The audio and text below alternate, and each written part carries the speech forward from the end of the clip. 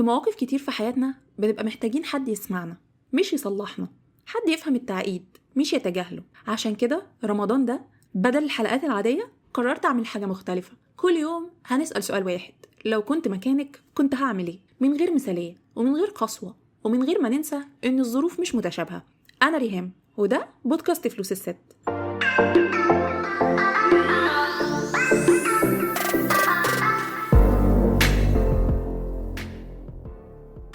أهلا بيكي في فلوس الست، بودكاست لكل بنت وست مصرية عايزة تمسك زمام فلوسها حتى لو دخلها على قده. هنا هنتكلم عن الميزانية، الادخار، الاستثمار، وازاي توصلي للحرية المالية خطوة بخطوة.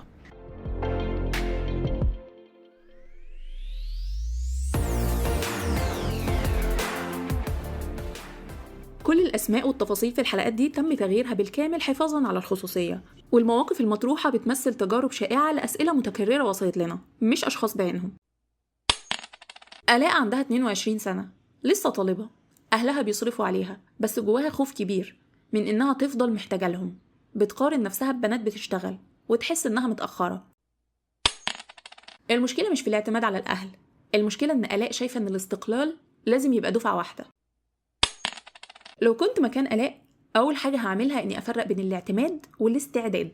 تاني حاجة كنت هبني مهارة مش دخل. تالت حاجة هقلل الاعتماد على الأهل خطوة خطوة. ده اختياري لو كنت مكانك، مش الحقيقة المطلقة ولا القرار الصح الوحيد. انتي أدرى بظروفك، بس الاستقلال مش قفزة، ده مسار.